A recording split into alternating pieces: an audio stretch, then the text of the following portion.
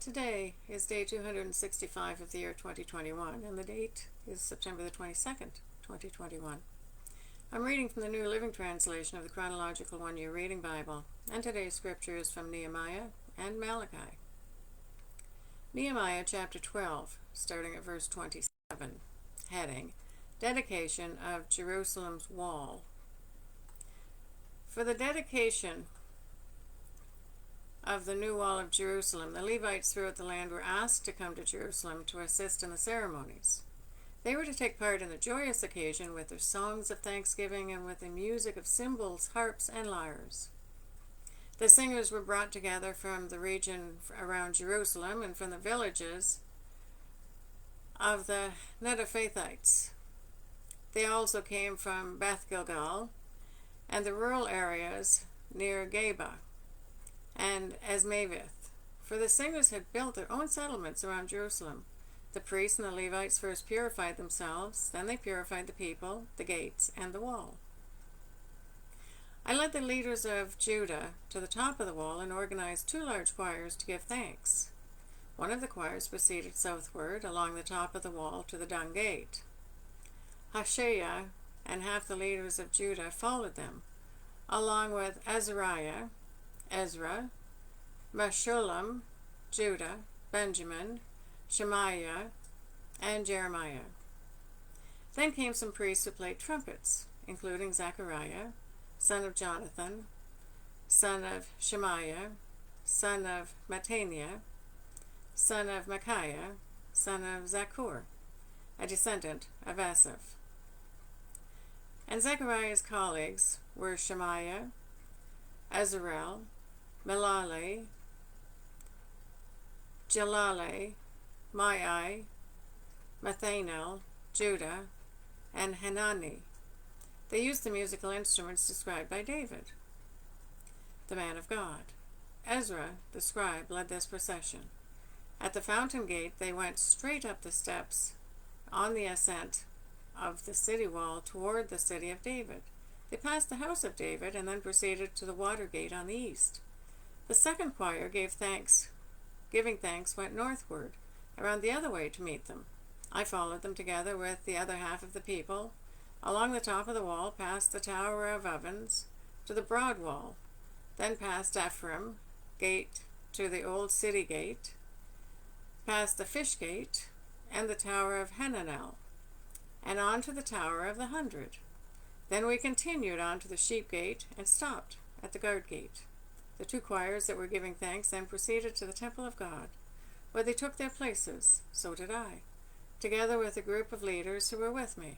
We went together with the trumpet-playing priests, Eliakim, Miniamin, Micaiah, Elioenai, Zechariah, and Hananiah, and the singers, Maaseiah, Shemaiah, Eleazar, Uzzi, Jehohanan, Maaseiah, Malchiah, Elam, and Ezra. They played and sang loudly under the direction of Jezreiah, the choir director. Many sacrifices were offered on that joyous day, for God had given the people cause for great joy. The women and children also participated in the celebration, and the joy of the people of Jerusalem could be heard far away. Heading, Provisions for Temple Worship. On that day, men were appointed to be in charge of the storerooms for the offerings, the first part of the harvest, and the tithes. They were responsible to collect from the fields outside the towns the portions required by the law for the priests and Levites. For all the people of Judah took joy in the priests and Levites and their work. They performed the service of their God and the service of purification as commanded by David and his son Solomon. So did the singers and the gatekeepers. The custom of having choir directors had to lead the choirs in hymns of praise and thanksgiving to God began long ago in the days of David and Asaph. So now, in the days of Zerubbabel and of Nehemiah, all Israel brought a daily supply of food for the singers, the gatekeepers, and the Levites. The Levites in turn gave a portion of what they received to the priests, the descendants of Aaron. Nehemiah chapter 13, starting at verse 1. Heading, Nehemiah's various reforms. On that same day, as the book of Moses was being read to the people, the passage was found that said no Ammonite or Moabite should ever be permitted to enter the assembly of God, for they had not provided the Israelites with food and water in the wilderness. Instead, they hired Balaam to curse them, though our God turned that curse into a blessing. When this passage of the law was read, all those of foreign descent were immediately excluded from the assembly. Before this had happened, Eliashib, the priest, who had been appointed as supervisor of the storerooms of the temple of our God, and who was also a relative of Tobiah, had converted a large storage room and placed it at Tobiah's disposal.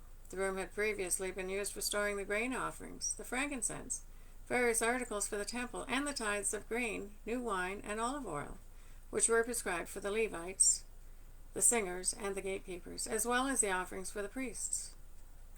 I was not in Jerusalem at the time, for I had returned to King Artaxerxes of Babylon in the 32nd year of his reign, though I later asked his permission to return. Nehemiah chapter 5, verses 14 to 19. For the entire 12 years that I was governor of Judah, from the 20th year to the 32nd year of the reign of King Artaxerxes, neither I nor my officials drew on our official food allowance. The former governors, in contrast, had laid heavy burdens on the people, demanding a daily ration of food and wine, besides 40 pieces of silver. Even their assistants took advantage of the people, but because I feared God, I did not act that way. I also devoted myself to working on the wall and refused to acquire any land. And I required all my servants to spend time working on the wall. I asked for nothing, even though I regularly fed 150 Jewish officials at my table, besides all the visitors from other lands. The provisions I paid for each day included 1 ox, 6 choice sheep or goats, and a large number of poultry. And every 10 days I needed a large supply of all kinds of wine. Yet I refused to claim the governor's food allowance, because the people already carried a heavy burden. Remember, O my God, all that I have done for these people, and blessed me for it. Nehemiah chapter 13, verses 7 to 31. When I arrived back in Jerusalem, I learned about Eliashib's evil deed in providing Tobiah with a room in the courtyards of the temple of God. I became very upset and threw all of Tobiah's belongings out of the room. Then I demanded that the rooms be purified, and I brought back the articles of God's temple, the grain offerings, and the frankincense. I also discovered that the Levites had not been given their prescribed portions of food, so they and the singers who were to conduct their worship services had all returned to work at their fields. I immediately confronted the leaders and demanded, "Why has the temple of God been neglected?" Then I called all the Levites back again and restored them to their proper duties. And once more all the people of Judah began bringing their tithes of grain, new wine, and olive oil to the temple storerooms. I assigned supervisors for the storerooms: Shelemiah the priest, Zadok the scribe, Pedaiah one of the Levites, and I appointed Hanan, son of Zaccur, the grandson of Mattaniah, as their assistant. These men had an excellent reputation, and it was their job to make honest distributions to their fellow Levites. Remember this good deed, O my God, and do not forget all that I have faithfully done for the temple of my God and its services. In those days I saw men of Judah treading out their wine presses on the Sabbath. They were also bringing in grain, loading it on donkeys, and bringing the wine, grapes, figs, and all sorts of produce to Jerusalem to sell on the Sabbath. So I rebuked them for selling the produce on that day. Some men from Tyre who lived in Jerusalem were bringing in fish and all kinds of merchandise. They were selling it on the Sabbath to the people of Judah, and in Jerusalem at that. So I confronted the nobles of Judah. "Why are you profaning the Sabbath in this evil way?" I asked.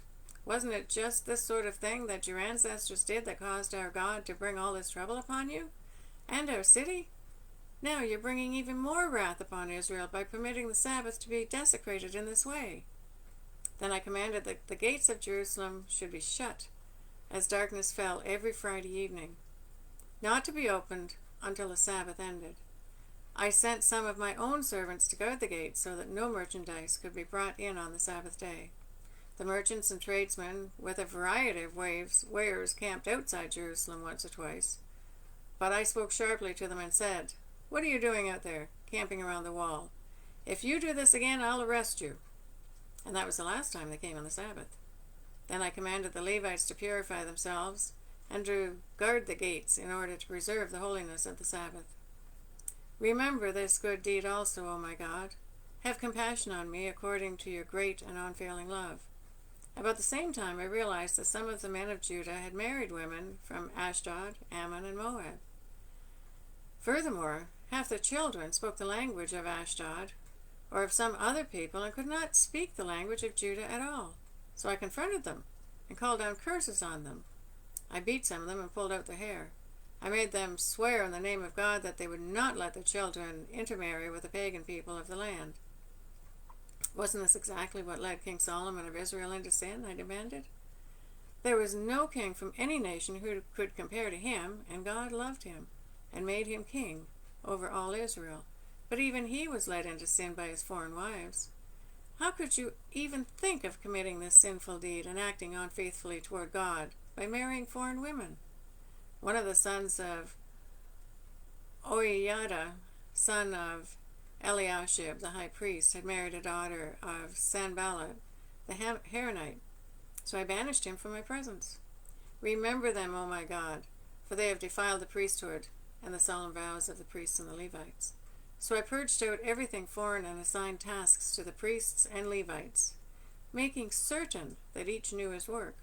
I also made sure that the supply of wood for the altar and the first portions of the harvest were brought at the proper times. Remember this in my favor, O my God. Malachi chapter 1, starting at verse 1. This is the message that the Lord gave to Israel through the prophet Malachi. Heading, The Lord's Love for Israel. I have always loved you, says the Lord. But you retort, really? How have you loved us? And the Lord replies, This is how I showed my love for you. I loved your ancestor Jacob, but I rejected his brother Esau and devastated his hill country. I turned Esau's inheritances into a desert of jackals. Esau's descendants in Edom may say, We have been shattered, but we will rebuild the ruins. But the Lord of Heaven's armies replies, They may try to rebuild, but I'll demolish it again. Their country will be known as the land of wickedness, and their people will be called the people with whom the Lord is forever angry. When you see the destruction for yourselves, you will say, Truly, the Lord's greatness reaches far beyond Israel's borders. Heading, Unworthy Sacrifices. The Lord of Heaven's armies says to the priests, A son honors his father, and a servant respects his master. If I am your father and master, where are the honor and respect I deserve?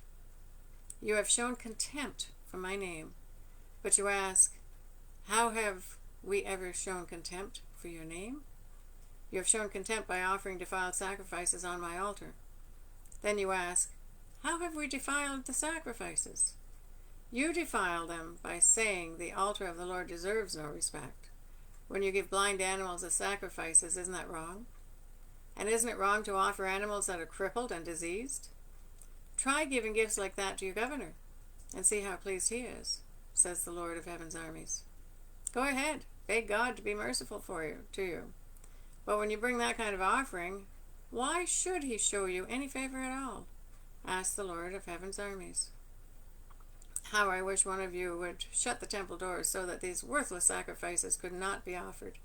I am not pleased with you, says the Lord of Heaven's armies, and I will not accept your offerings. But my name is honored by the people of other nations from morning till night. All around the world they offer sweet incense and pure offerings in honor of my name. For my name is great among the nations, says the Lord of Heaven's armies. But you honor my name with your actions. You dishonor my name with your actions. By bringing contemptible food, you're saying it's all right to defile God's table. You say it's too hard to serve the Lord, and you turn up your noses at my commands, says the Lord of Heaven's armies. Think of it. Animals that are stolen and crippled and sick are being presented as offerings. Should I accept from you such offerings as these? Asked the Lord. Cursed is the cheat who promises to give a fine ram from his flock, but then sacrifices a defective one to the Lord. For I am a great king, says the Lord of heaven's armies, and my name is feared among the nations. Malachi chapter 2, starting at verse 1. Heading, a warning to the priests. Listen, you priests, this command is for you. Listen to me and make up your minds to honor my name, says the Lord of heaven's armies, or I will bring a terrible curse against you. I will curse even the blessings you receive. Indeed, I have already cursed them, because you have not taken my warning to heart. I will punish your descendants and splatter your faces with the manure from your festival sacrifices, and I will throw you on the manure pile. Then at last you will know that it was I who sent you to this warning, so that my covenant with the Levites can continue, says the Lord of heaven's armies. The purpose of my covenant with the Levites was to bring life and peace, and that is what I gave them. This required reverence from them, and they greatly revered me and stood in awe of my name. They passed on to the people the truth of the instructions they received from me. They did not lie or cheat. They walked with me, living good and righteous lives, and they turned many from lives of sin. The words of the priest's lips should preserve knowledge of God, and people should go to him for instruction, for the priest is the messenger of the Lord of heaven's armies. But you priests have left God's paths. Your instructions have caused many to stumble into sin. You have corrupted the covenant I made with the Levites, says the Lord of heaven's armies. So I have made you despised and humiliated in the eyes of all the people. For you have not obeyed me, but have shown favoritism in the way you carry out my instructions. That is a reading for day 265. God bless each and every one of you, and may God be with you until we meet again.